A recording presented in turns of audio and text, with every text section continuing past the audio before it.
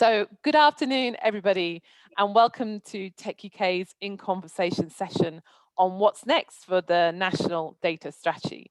My name is Sue Daly. I'm Director of Technology and Innovation at Tech UK, and it's my absolute pleasure to welcome you all today to this session. And we really want it to be a conversation, not just between the two of us, but also with everybody on this call and watching online as well.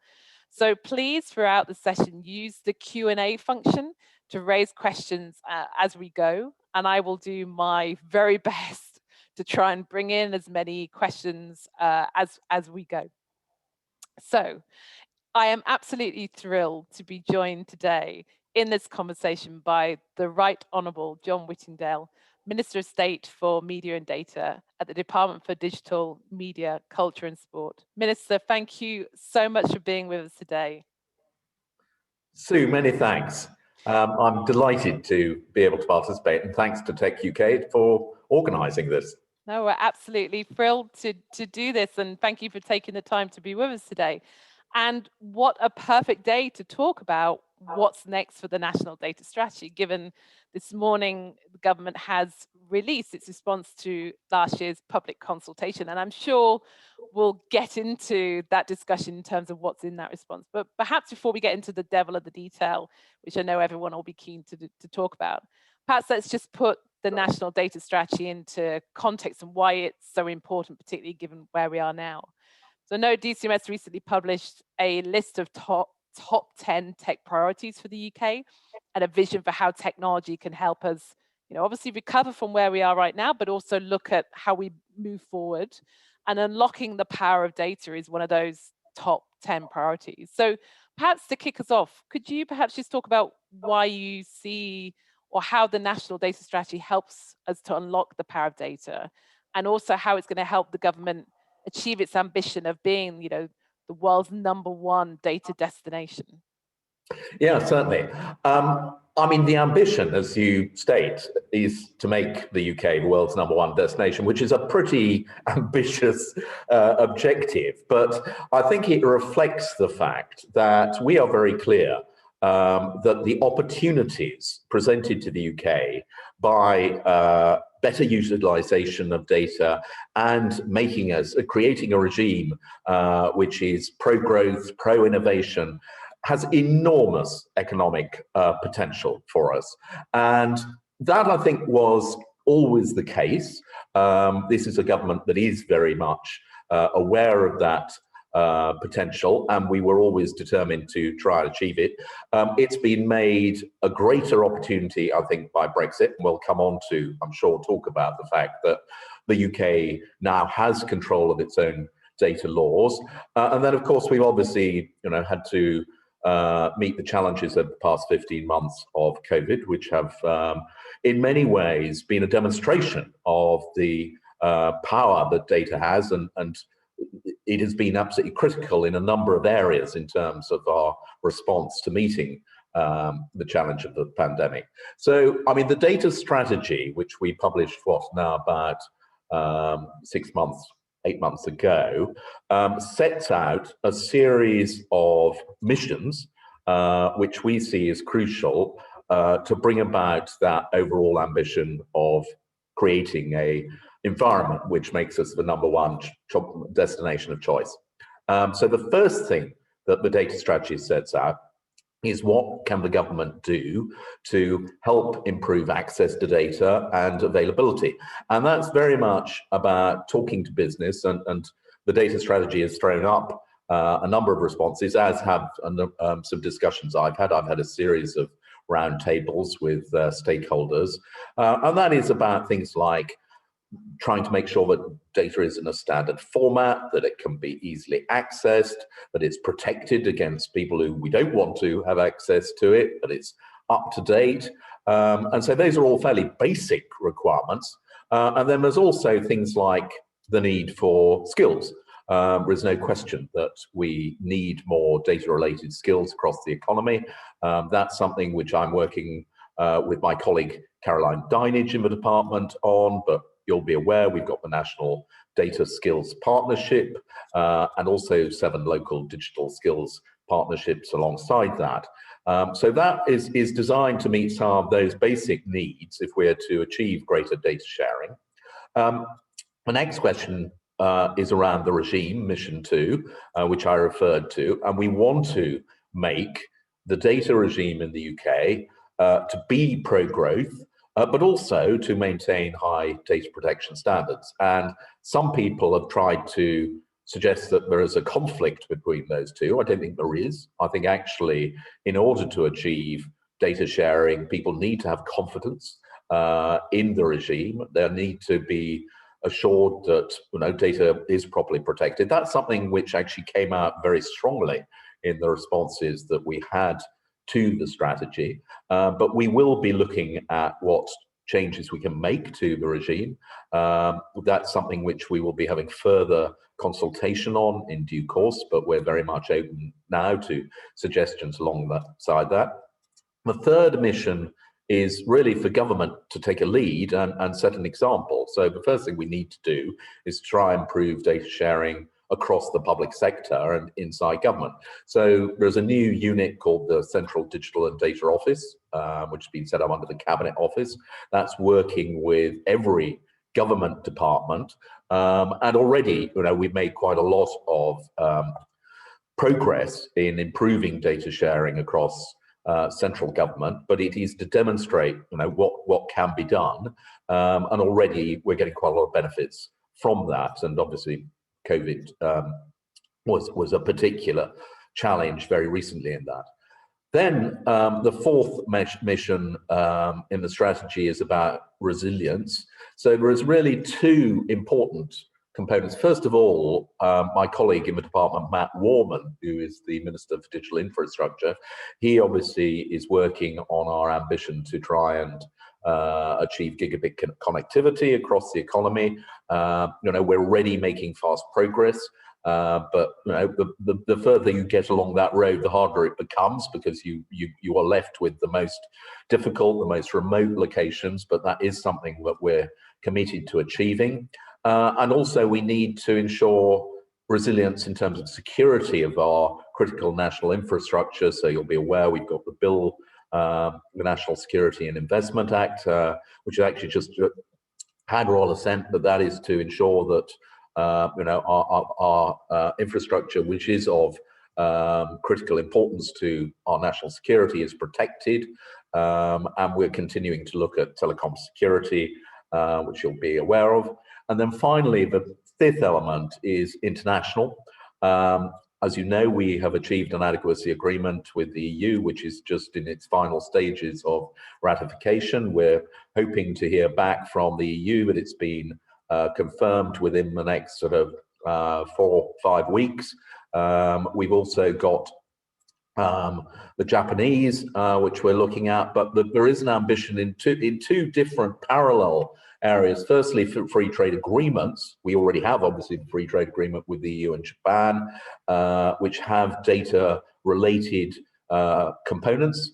And then we're looking at adequacy agreements, and that is something which, we do have ambitions to reach adequacy agreements with a number of countries around the world. And so those 5 components taken together do represent, an absolute agenda to, put rocket boosters under our data strategy. And today, the publication of the response to the consultation is an important step along that road. But there's a lot more to come. No, absolutely. And as you mentioned, to me, the national data response today that's been published is a real key step in my mind to taking the strategy, not just from a document, but into reality, and talking about operationalizing the strategy, right, and how we move forward. And I wonder, Minister, if you might be able to just share perhaps if there are any key findings or learnings that people should perhaps take from the response that's been published today, or what did you take from the input out of the consultation and what that means for the next steps with the strategy itself? Well, I think the first thing to say is firstly to thank everybody who has contributed. We were very encouraged by the number of responses, and we've had a number of roundtable discussions. I suspect, there are probably quite a few people on the call who I've had discussions with, and I'd like to, as I said, thank Tech UK both for your input into the strategy and also your continued involvement in its evolution. And we are setting up the National Data Strategy Forum, as you know, which you kindly agreed to jointly co-chair with us. So that's going to be a very good forum for taking forward our discussions as we get into the detail. But the first thing in terms of the responses to the consultation, which was reassuring, was that overwhelmingly the majority agreed that the issues that we'd identified in it were the correct ones, and that was where we should concentrate our efforts. I think the message which I completely share is this one around reassurance. One of the things that I have found incredibly frustrating, and I suspect many people will feel the same, is that in the public mind, the idea of data sharing is regarded as a threat. People are constantly reading about cyber attacks, about criminality, about hostile states, about phishing, all the rest. You will see headlines that, I know, British Airways, for instance, has had their database hacked and everybody's details is around there. Or you read about foreign powers who are sort of launching cyber attacks or whatever. And what you don't read about is actually the huge benefits. Of course, we need to be vigilant. Of course, we need to have a secure system which protects people's data from abuse. But we also need to create an opportunity and an ease of sharing it with bodies where there is real consumer benefit. And I think one of our challenges is actually to explain to people what the benefits are. And people see it every day, actually, when they, if you want to switch your telecoms account to a different provider, it's requiring or maybe your loyalty cards. I mean, there are lots of ways in which people do share their data and benefit from it, but it's not properly understood. And so that's a sort of challenge, I think, which we need to get across to people, why this is actually going to benefit everybody in the UK and every part of the UK and help us deliver some of the key objectives of government policy. So I agree, and I think it's around rebalancing or changing the narrative around data, right? Absolutely. Not just something that happens when something goes unfortunately wrong, but it's capturing the imagination and talking about the power of data and what it could mean and how we get this right for not just, as you say, organizations or businesses or public sector, but for everybody, right? And the response talks about how we get data right for everyone across the whole of the UK, which is really good to see. It's definitely something that we raised in our Tech UK response of how do we get this right for all parts of the regions of the UK, but everybody as well, and how we bring everybody along with us on this. And I think the forum, in my mind, will play a key role in that as well, in terms of keeping talking and discussion and collaboration and engagement and conversation. It can't just end with the consultation process, right? It has to continue. And we're talking about what's next for the National Data Strategy. We need to make sure it does work for everyone, everywhere across the UK, right? And that narrative is important, but it's something we have to bring people along with us on this journey, is in my mind. Would you agree? I completely agree. I mean, it is an absolute key objective of the government to, what's being termed level up, which means to ensure that, growth and job creation and wealth is spread to every part of the UK. And it's not all concentrated in the metropolitan centres or in the south and east of England or London particularly. And the data strategy actually helps to deliver that in two ways. Firstly, we're very keen to make sure that the centres of excellence and the work is not all concentrated in the southeast of England. So we've got something like the National Innovation Centre for Data, which has been set up jointly with Newcastle University, and I spoke at a conference in the northeast, sadly virtually, but recently about the potential for developing data skills in different parts of the UK. But also, I think the better use of data actually does allow us to, work with people through virtual meetings like this, or through online discussion and data sharing. It actually makes it much easier to spread the opportunities and growth right across the UK, and you no longer have to be based next door or wherever. And so that's something that we hope that when we say we want to make the UK the #1 destination, we don't mean make London the #1 destination or the southeast of England. This is absolutely critical across the whole of the UK and in the other nations. And I mean, the devolved administrations have been very involved. We've had discussions with them. They're committed to this agenda as well. And so I do see it as absolutely an agenda which will benefit the whole of the UK. And that's really great to hear. And I think somebody mentioned in the chat function as well around how getting the narrative around data right is also key for data innovation and R&D as well, right? And how do we get that right, which I think is part of this. And the national data strategy response to me is and moving forward with the national data strategy is really coming at a key time. If we think about where we are right now, the pandemic and what we've all lived through in the last, I keep saying year, but it's been longer than that now, right? 14 months has really underscored to all of us, I think, the power of data, understanding the virus, tackling the virus, communicating to particular audiences, the vaccine rollout, of course. And as lockdown continues to ease, the power and the focus of what data can do, for what comes next, and how particularly organizations, and I'm thinking across all size and sector, but particularly SMEs, can really recover from the economic, challenge that we've all been living through. So I'd be interested, Minister, in your views of how does the national data strategy, or how can it, in your mind, support organizations across different sizes and sectors, and of course regions as well, to help them to understand the power of data and what it can mean for them in terms of recovery and how we get that right. And obviously there's a lot in the response about getting the data foundations right. And we've had a few questions around common standards and, approaching, I suppose in that way of how do we make this easy for organizations to really unlock and explore the power of data. And I wondered whether you might be able to touch on that. Yeah, well, I think there has been quite a lot of nervousness, which is perhaps based on a lack of total understanding of what the GDPR requires. And so you often hear people say, well, I can't do that because of data protection. And sometimes actually they can do it, and data protection doesn't prevent it.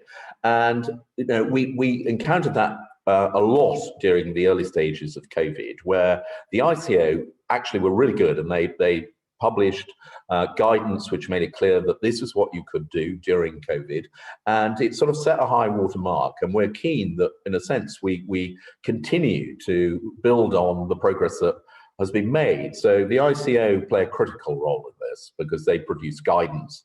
We tabled at the same time as the consultation response, the government response on the NDS, the ICO's code on data sharing. And that's very much about talking to business to address any concerns and to set out what is perfectly permissible.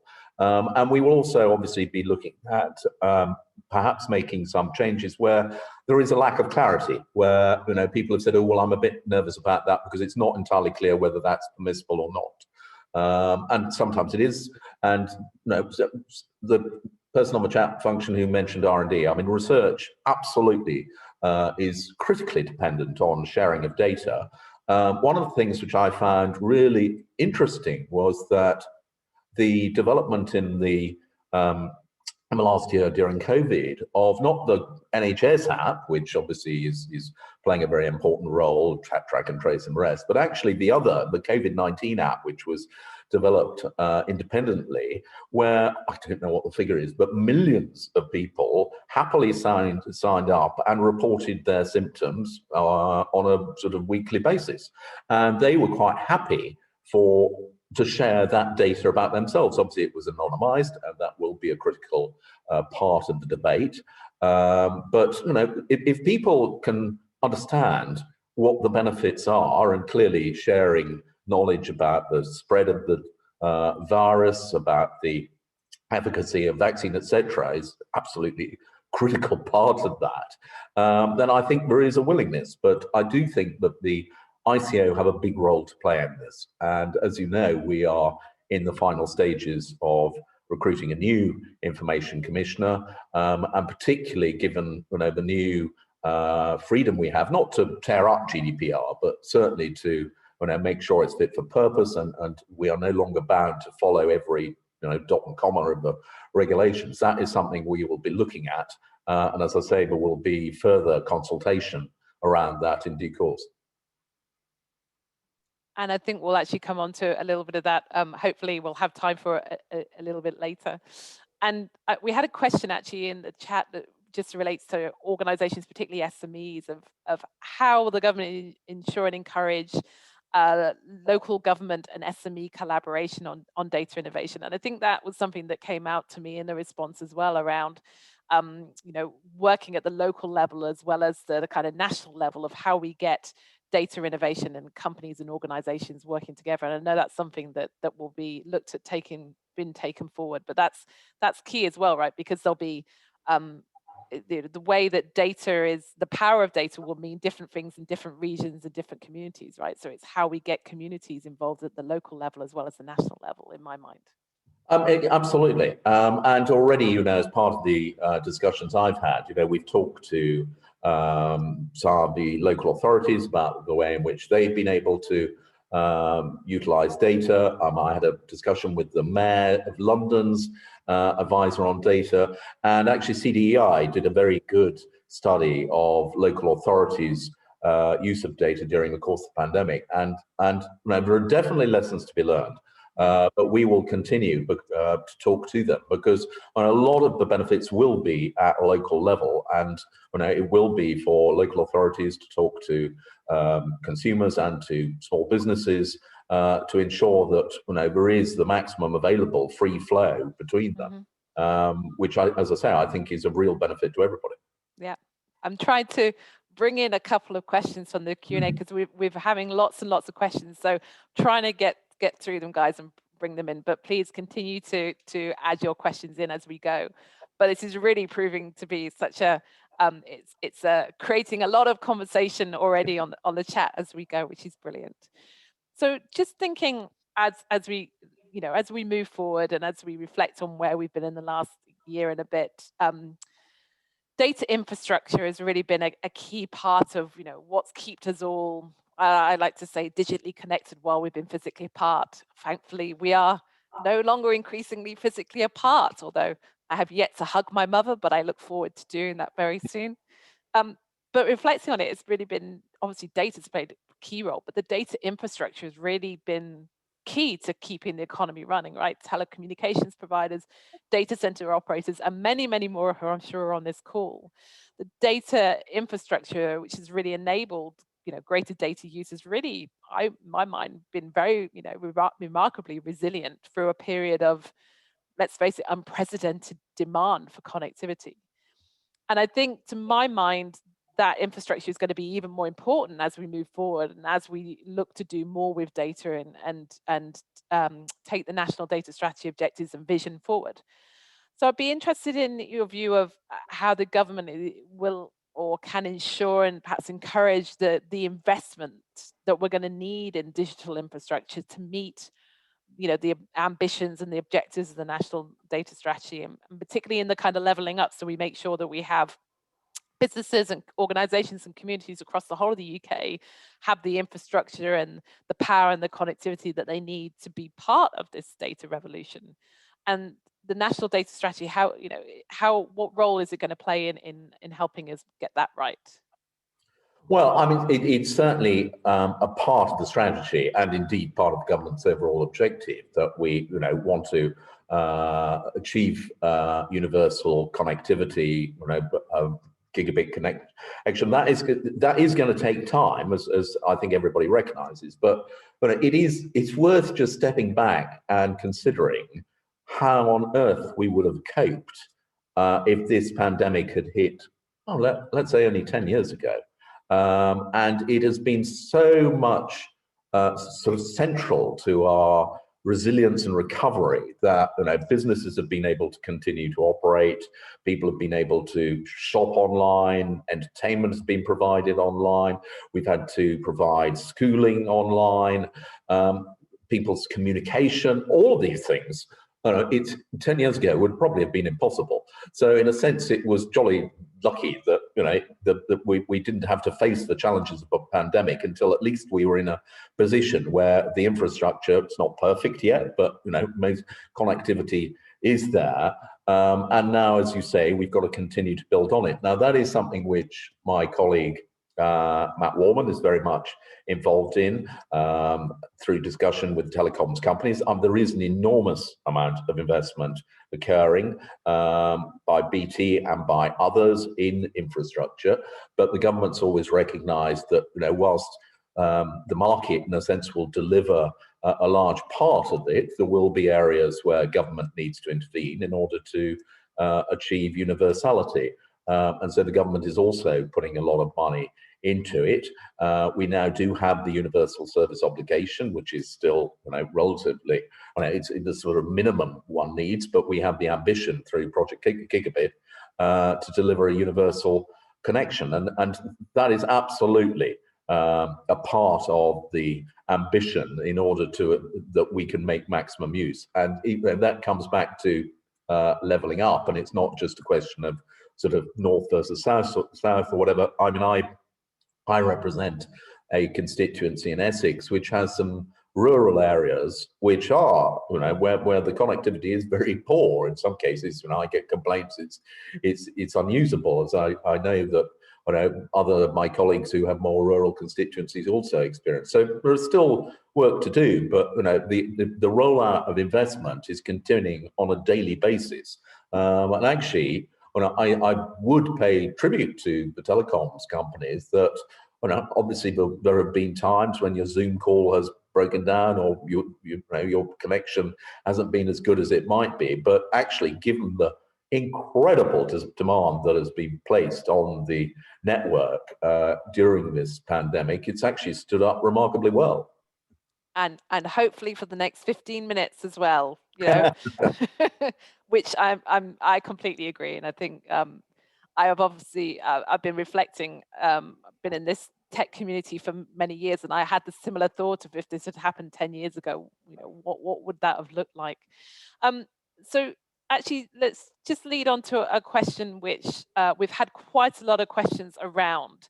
And it's really about the kind of environmental issues, the road to net zero, the sustainability questions.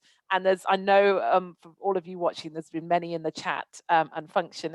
And the Royal Society published a report last year on digital technology and the planet, and stated that transition to net zero should be data-led. And it's actually something that we raised in Tech UK's response as well, around data could be really a key asset and tool to understanding how we transition to the net zero, enabling emission monitoring, data-driven applications and innovations. And it's something that we raised in our response as well. And I suppose I was interested, Minister, in your views.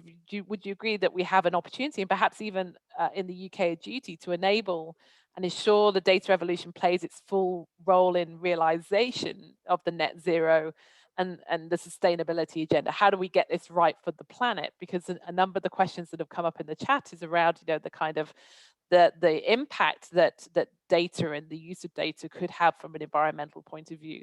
And I know this is something that was raised in the response as well, around the importance of getting this right from the kind of sustainability point of view. So I'd be interested in your views on that. Well, it's obviously another sort of really important part of the government's agenda is the delivery of the net zero target, and particularly because we're hosting COP26 soon, is something where the UK is determined to set a lead and an example of what can be achieved. And we see data as playing a really important part in that. We're obviously talking to the COP26 team. I think there are at least three different ways in which data can contribute to it. I mean, the ones which certainly I'm very conscious of. But there's firstly the sector itself, and the sector is energy intensive. And therefore, we're looking to talk to the sector about what might be done to try and reduce level of emissions, particularly from data infrastructure, which is very power hungry, as you know. So there's the data sector's own contribution. There is then the examples in DCMS of the other sectors that we're responsible for. So in each case, we're talking to, I'll be talking to the broadcasters. My colleague Nigel Huddleston's talking to the sports sector about what they are doing to reduce their own contribution, and what examples we can set. And therefore, I think the industry has a very important role. And then there is the wider challenge of reducing the level of emissions, where it does mean that the world in which we regularly flew around, to meetings and traveled into work every day. I mean, in a sense, again, it is COVID that has demonstrated very dramatically how business can continue without that. And I think that life will be different, even though companies are now beginning to return to offices and the rest. They will probably not be doing so quite in the way that they operated before, and people have woken up to how much can be achieved through virtual meetings. Now, as I said at the start, I think there is still a need for people to sit around a table together rather than just stare at screens. But an awful lot can be done by better utilization of data and digital technology, and that's absolutely a critical part of the net zero ambition. So we're doing things like producing the data sustainability charter, and we are holding roundtables, and it's absolutely a critical part of the overall net zero ambition. Absolutely. I think we see at Tech UK information and data about what is happening, right, and the impact, but also the powerful role that data itself can play in understanding how we do what we need to do as we move towards the road to net zero. So really keen to be part of that discussion, and a lot more to come around COP26, but in my mind, it goes beyond COP26, Oh, yeah. right? It's a conversation that we'll have to continue. So we've got a lot of questions in the chat. Some around, you touched on there very briefly, Minister, around different colleagues looking at different aspects of this, not just obviously in the environmental, but the strategy is part of a bigger conversation. There's a lot more happening in different parts of government. And there was a question around how the strategy relates to other activity that may be happening in government. We know the Bayes Smart Data Review is mentioned in the response, and around perhaps health and social care data. So there was a question around, how is the strategy, I suppose, in the context of other work across government? I don't know if you wanted to touch on that. Well, as I said earlier, I mean, there is now a central unit in the Cabinet Office to try and improve the cross-government sharing of data. You have somebody like my colleague Matt Hancock, who was a previous Secretary of State in DCMS, and who is very, very committed to technology and data use, and has sort of been pioneering it through the response to the pandemic. But we obviously work very closely with a wide range of government departments. MHCLG very much in terms of local authority involvement. Bayes, as you say, have responsibility in smart data use, and there are meetings across Whitehall, which I've attended. Our officials work very closely together, but we'll be publishing a document jointly with Bayes very shortly. So there's a lot of discussion, and I think the Prime Minister and the Cabinet Office and Number 10 are very committed to putting the message across that this is something that every government department needs to concentrate on and can benefit from. Absolutely. That's really, really great to hear. I have one more question that we've touched on slightly, but one more question it's really looking into the future, particularly data governance, right? We've had quite a lot of questions in the chat reflecting on kind of how we get this from a governance point of transparency and data sharing. Of course, this raises issues and questions. You touched on this before in terms of the direction of travel that the UK may take. Tech UK recently published a discussion paper actually on trust and innovation, global leadership and getting data governance right in the UK in 2021, and I would say 2021 and beyond, right? Given that we're nearly halfway through this year already. The aim of that paper was really to encourage a debate and discussion around how the UK can position itself as achieving a data governance system that's underpinned by solid principles, but can flex, can evolve, and how you do it in a way that encourages and supports innovation, but also maintains trust. And that's a really important word to me, trust and confidence as new technologies emerge. And having now left the EU and having, securing that data adequacy agreement is key. But what is your vision for the future of data governance in the UK? I mean, that's a panel question all in itself, but I just wondered whether you might be able to share anything further on that, Minister. Well, I mean, I think it's a question which I hope everybody on this chat will actually sort of contribute to, because that is the sort of holy grail. You need to create a regime which has trust and confidence and continues to maintain a high standard of protection, but at the same time is flexible enough and open enough that it makes it much easier to share data, to get the benefits from that, and that in turn will attract the investment and the startups and growth which we're endeavouring to achieve. Now that's what we want the regime to look like. We're doing a lot of work at the moment identifying where there could be improvements, where obstacles have already been identified, which need not necessarily be there, which we can quite easily address. We will, almost certainly need to make some legislative changes. We'll need to be talking to the ICO and the new commissioner when in place about what they can do to ensure that people have a better understanding. So we will, I think, be continuing to have this dialogue and be publishing a number of sort of proposals, which at this stage we will be inviting people to tell us what they think, whether they think that it's a good idea or a bad. So, I mean, we're at the start. The data strategy set out the ambition and identified the areas where we want to concentrate. It's been very encouraging that people have essentially agreed with us that these are the important areas, and now we need to get into each of the the details in each case, and we want very much to carry people with us and to be open to a discussion about it. That's where the new forum, which I hope you'll help us achieve that. And as I say, this is a step along a road, and there are a great number of further steps which we are going to be taking over the course of the next couple of years. But everybody on this call, I hope, will be very actively involved in that debate.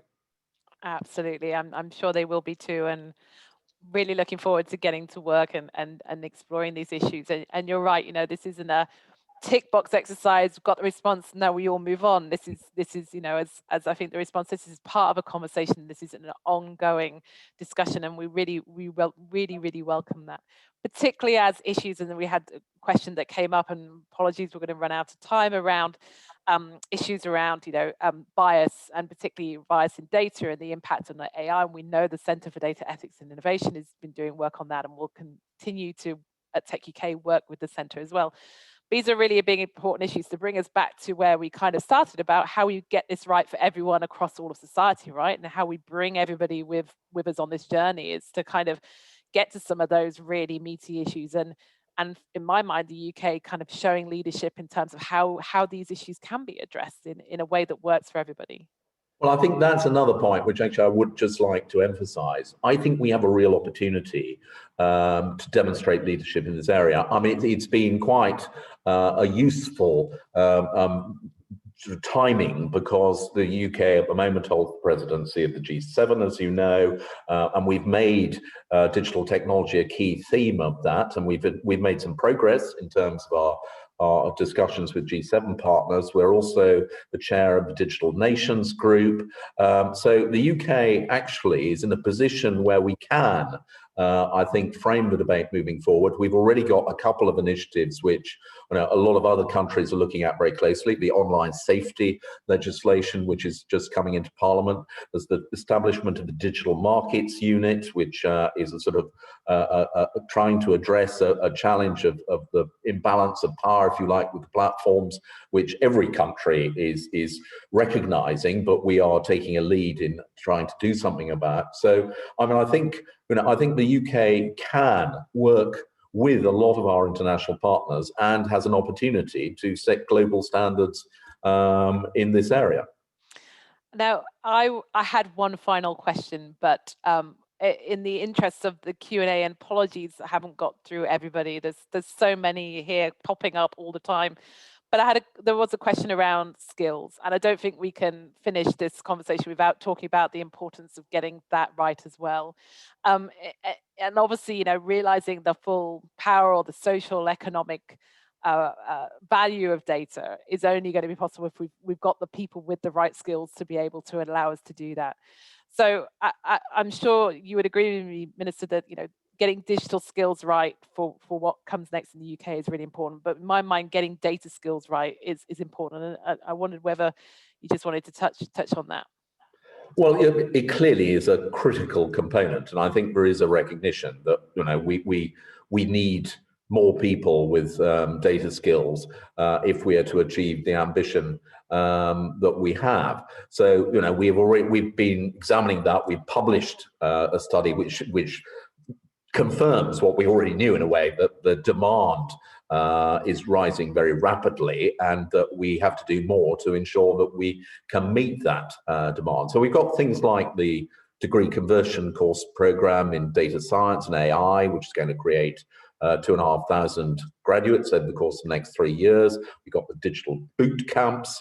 So that's again a part of the levelling up strategy, so that we develop the skills we need in every part of the UK. The digital skills partnerships, which I'd already referred to. So there is quite a lot going on. It's something which my colleague Caroline Dinage is very involved in, but you're absolutely right. But there's no point in creating a very pro-innovation, pro-growth, data-friendly regime if we don't have the people who have the skills necessary to take advantage of it. And it's a really key issue, and it's a really vital issue here at Tech UK as well. So it's definitely something that we are really keen to help and really keen to support going forward. Well, unfortunately, and I'm always amazed of how quickly this time goes, right? Unfortunately, we've come to the end of our time today, but I hope you agree with me in virtual, round of applause in terms of we've covered so much, but also it's really been fascinating to hear from you today, Minister, and thank you so much for being with us and for sharing your thoughts and views, particularly today as the response is published. It's another, as you say, key step forward into operationalizing the national data strategy. And we're really looking forward. I'm particularly of co-chairing the forum and helping to ensure we keep collaboration, engagement, and discussion. A lot of people in the chat were like, how can I get involved? And I think we'll work on making sure that we continue to get everyone involved to make sure that we get the next steps right. So I hope everybody that you've enjoyed this conversation on what's next for the National Data Strategy. Tech UK's work on data, and of course the National Data Strategy will continue, so please do come and get involved. And on behalf of myself, Tech UK, and everybody on this call, Minister, thank you so much for your time today and for being with us. It was a real pleasure and an honour, so thank you so much. So many thanks, and thank you to you for what you're doing to help us and to Tech UK. And I'm very keen that everybody should continue to participate in what I think is a really important agenda. So I look forward to further discussions. Indeed. Well, on that note, thank you, everybody. Thank you so much for being with us today. I look forward to seeing you all again very soon, hopefully in person. And with that, I'll say thank you and goodbye. Goodbye.